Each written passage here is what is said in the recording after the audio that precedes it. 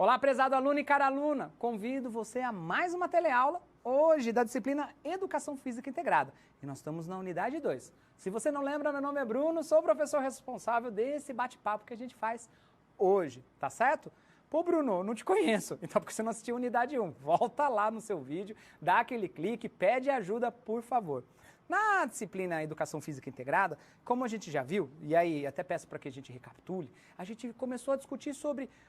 Pô, é uma disciplina que vai refletir sobre o lazer? Sim, mas não é um lazer no sentido de ficar forte, buscar respiração, ficar linda, maravilhosa. Eu adoro ver muitas vezes no Instagram lá, quantos perfis tem para você fazer uns stretch-ups, você fazer uns burpees, ou ainda por cima, ficar com glúteos mais fortes, com pernas, com peitos e assim por diante. Não, a gente está pensando no lazer no sentido integral, corporal, que vai desde o corpo e não é nada do tipo de liberação de endorfina, mas de você desenvolver aspectos psicológicos, culturais, sociais e ao mesmo tempo envolver-se socialmente com o seu corpo, com a sua mente e com todos os valores que você carrega na sua formação socioeducacional, familiar, como um todo. E a partir dessa reflexão que a gente faz do lazer, a gente percebeu duas situações. Vamos dar uma olhada na tela?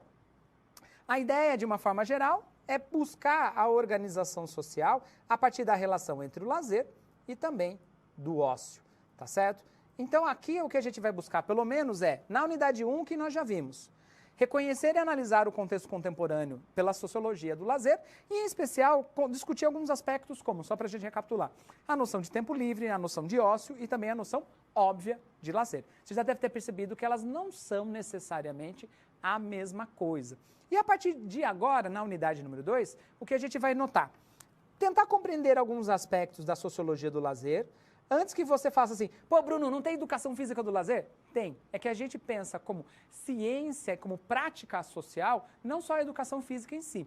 Mas a gente poderia, sim, encaminhar, e existe um conjunto de estudos na área de educação física, compreendendo as diferentes formas que vão da motricidade até necessariamente os próprios elementos e os efeitos químicos e biológicos no corpo de uma pessoa, seja ela uma criança, seja esta pessoa uma idosa ou um idoso. Tá certo? Mas a gente tem que considerar que essas atividades, elas não ocorrem individualmente, elas também vão ocorrer em relação em conjuntos de outras pessoas. Por isso que é importante a gente considerar, pelo menos, através das relações sociais. E toda essa explicação só para dizer porque isso é sociologia do lazer. E a partir daí, discutir a relação entre o ócio e o lazer, voltando aqui para o nosso slide, a partir da noção da educação. Todos esses são os pontos abordados no bate-papo de hoje, tá certo? Então, prepara seu caderno, sua atenção, vamos dar um pouco de risada, conversar um pouco e aí tentar refletir pelo menos a partir da tua realidade, da minha, da nossa, de todo o material aqui apresentado. Tá certo? Pois bem, vamos lá para o nosso momento dicionário, momento Aurélio Lelo. Vamos lá para o slide. Ócio vem do latim otium, ou seja, ocupação prazerosa. No geral, a palavra ócio está ligado com repouso e principalmente com ociosidade, ou seja, o famoso, volta aqui para mim, tela, fazer nada. Eu só não posso colocar o pé aqui na mesa, aqui, mas senão eu colocava aqui, mas senão vai acontecer um acidente de trabalho.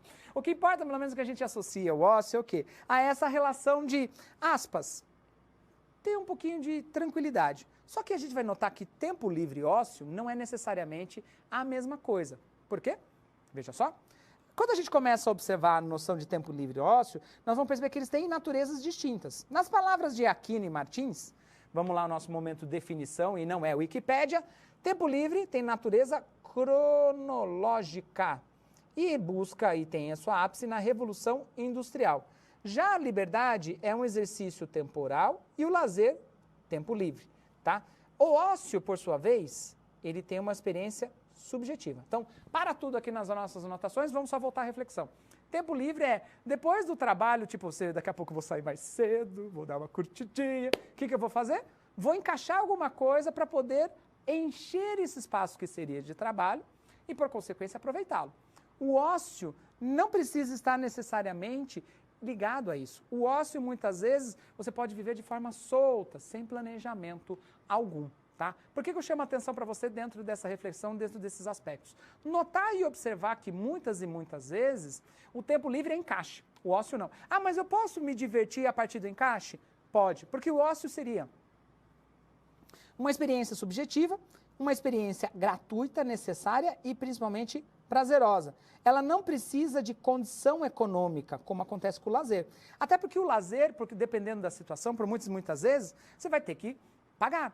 Você vai a um musical, principalmente pensando no Brasil, que é o terceiro maior produtor de musicais do mundo, o preço não é nada barato. É mais caro muitas vezes do que você ir a um estádio de futebol considerado Nutella, coxinha, sabe? Você sentar no camarote e tudo mais. Às vezes, você ir a um local como o museu, você precisa gastar estacionamento, carro, ou ainda por cima, num show na praia, ou melhor, ir para a praia. Então, veja só que o lazer em si, ele tem um custo operacional. Por sua vez, o ócio não. Você pode curtir o ócio sentadinho, você pode curtir o ócio às vezes. Meu prazer é ver essa folha aqui, sabe? Tipo, legal. Nossa, tem informações interessantes. E esquece do mundo, tá? Aí você vai se perguntar, mas Bruno, para comprar um livro também tem que ter dinheiro. Percebe-se que muitas e muitas vezes o ócio, ele depende de certos objetos, em outras vezes não.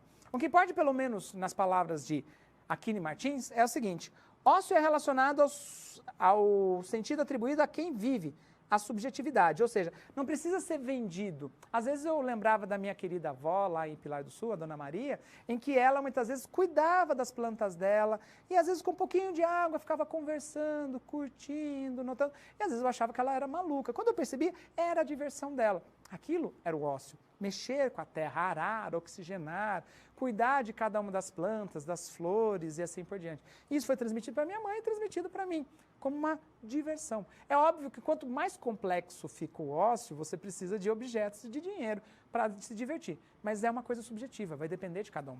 O lazer, por sua vez, nem sempre. Tanto que é por isso que a gente tem que tomar um pouco de cuidado, que o ócio, ele sempre vai estar numa relação de perspectiva individual, em que a gente precisa, pelo menos, equilibrar o processo de decepções e frustrações na tentativa de desenvolver um processo de autoconhecimento. Então, de uma forma geral, espero que tenha ficado claro para você. Lazer é uma coisa pré-direcionada, com um conjunto de produtos a serem consumidos, e o ócio não. Mas dependendo do tipo de ócio, você começa a complexificar, ou como a gente diz na sociologia do cotidiano, coisificar. Você começa a colocar itens que vão deixando mais ou menos subjetivas a sua experiência como um todo, tá certo? E aí a gente tem um conjunto de funções que organizam o ócio. Veja só. A primeira delas é a psicológica, em que Dumazedier vai dizer que, antes de mais nada, atendem à compensação das perdas humanas, equilibrando psicologicamente o indivíduo. Além disso, a relação social, em que vai fazer a integração social, como também simbólica, na tentativa de você fazer parte de um grupo. Às vezes você vê muitas pessoas indo a grupos de jovens, indo à igreja, participando das escolas dominicais, ou ainda por cima, indo às reuniões de bairro, ou às reuniões de condomínio. Às vezes para a pessoa é um prazer se relacionar ali. Veja, social e simbólica ao mesmo tempo. Continuando aqui na nossa reflexão, econômica e terapêutica, em que nós vamos ter econômica no sentido de financeiro, e, obviamente, tentando melhorando ou implicando no sistema econômico e também na sua saúde física e mental. Então, todas essas percepções levam a gente a compreender, pelo menos, que o ócio ele acaba sendo importante. Só que daí, a gente perceber que aí a gente tem uma função dupla. Cuenca, voltando aqui para os nossos slides, vai mostrar que o ócio tem uma relação ambígua. Porque, ao mesmo tempo que você tem um prazer, os gastos para ter esse prazer não são amparados por política econômica, mas alimentam um determinado sistema ou um determinado movimento econômico. Ou seja, o que a gente tem que compreender é que o ócio, mesmo ele envolvendo dinheiro, ele não está ligado a tempo, a famosa folga. Porque você tem que ter uma certa liberdade de escolha e, principalmente, um planejamento, ou ainda por cima, uma escolha bem clara do que você pretende fazer.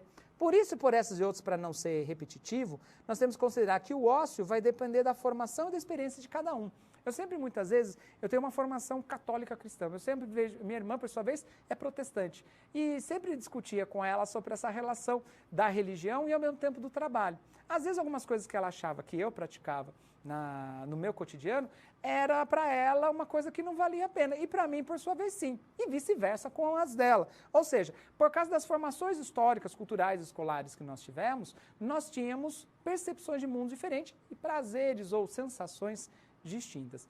Uma coisa é certa, a gente veio da mesma mãe e com educações relativamente semelhantes, mas o nosso processo histórico é distinto e por isso o ócio também acaba sendo distinto como um todo, tá?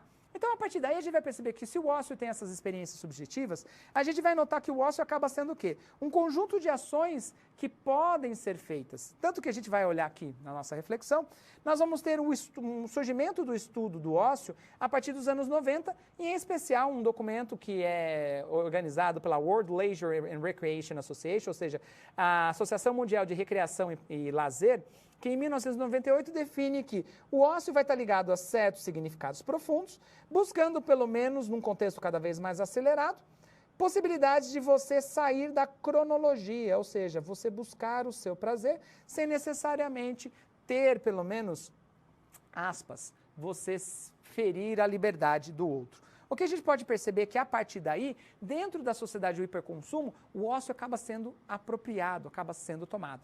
Nas palavras Lipovetsky, por exemplo, a gente vai notar que nós temos o seguinte: a Revolução Industrial promoveu o tempo livre para tentar, pelo menos, a possibilidade do lazer.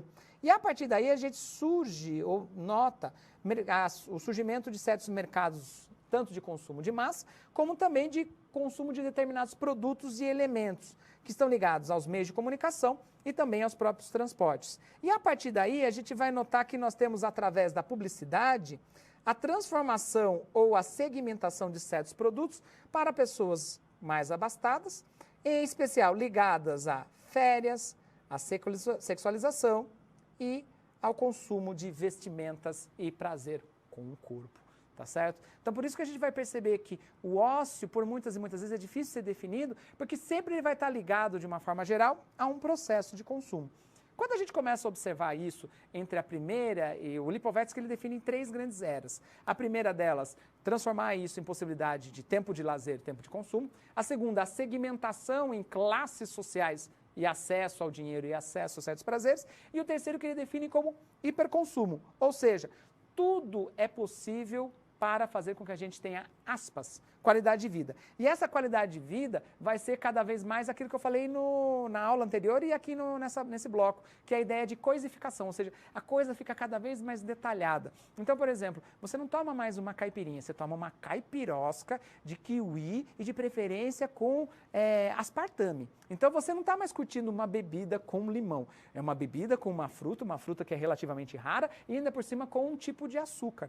Então, a gente vai perceber que cada vez mais a gente vai complexificando, achando que é o seu gosto, mas na verdade são produtos a serem vendidos. Então, Lipovetsky, voltando no nosso slide, ele vai colocar que esse hiperconsumo vai fazer com que a gente crie uma nova ordem cultural, valorizando diferentes percepções, ou seja, diferentes laços emocionais através dos sentimentos do homem. Ou seja, o consumo vai variar de acordo com certos temores, dilemas, frustrações e ansiedades. Um bom exemplo na cultura que nós temos da indústria hoje, 4.0, é a ideia de que algumas empresas, como por exemplo Nike, Adidas, em que você não precisa mais ir até a loja, basta ir ao site, customizar. Há ainda também algumas flag stores, ou seja, lojas padrão ou lojas que vão ser futuramente criadas em larga escala, em que você pode criar até o seu próprio tênis com o tipo de material que você deseja. É óbvio que para você ter acesso a esses elementos e objetos, você precisa ter dinheiro. Como nós dissemos em espanhol, plata. Se não tienes plata, não tienes nada, tá certo? Então, a gente vai perceber que essa sociedade de hiperconsumo é a ideia da segmentação cada vez mais destinada individualmente às pessoas. De uma forma geral, a gente vai notar que todos esses elementos levam a gente possibilitar que quem não tem dinheiro tem frustração. E por isso que a gente trabalha cada vez mais. Ou seja, para a gente ter a possibilidade de sensação de um prazer de um objeto comprado e que a gente chama de nosso, ou meu, ou seu, ou assim por diante. Ou seja, isso cria o que Lipovetsky chama de competitividade com o outro. Tanto que a gente pode perceber e notar que a competitividade com o outro se dá em plataformas de mídia social, com as pessoas colocando as suas experiências, sendo influenciadores digitais, dizendo tendências, dicas e assim por diante. Ou, nas palavras de Bauman, essa competitividade de outro seria atingir a felicidade significa a aquisição de coisas que outras pessoas não têm chance nem perspectiva de adquirir. A felicidade exige estar à frente dos competidores. Então, espero pelo menos que nesse primeiro bloco perceba-se que o ócio se transformou em um produto de consumo. Agora, gostaria de convidar você para a nossa interatividade, dar aquela bebidinha de água com a seguinte pergunta. Das afirmações a seguir, qual delas é a correta? Incorreta. Repetindo, incorreta. Alternativa A. A Revolução Industrial promoveu o tempo livre para a vivência do lazer, construindo uma sociedade de consumo. B. A função econômica do ócio é ambígua, pois os gastos alimentam o sistema, mas as práticas não são amparadas pela política econômica. C. As redes sociais, Facebook e Instagram, evidenciam o compartilhamento da experiência e uma concorrência implícita sobre quem é mais feliz. D. Ócio vem do latim otium, ou seja, ocupação prazerosa. É associado ao repouso e confunde-se com ociosidade. E o lazer e o ócio são elementos fundamentais, possibilitando a transformação do sujeito. 5 alternativas, uma é errada. Tempo rápido para você, que já a gente volta com o segundo bloco e com a resposta.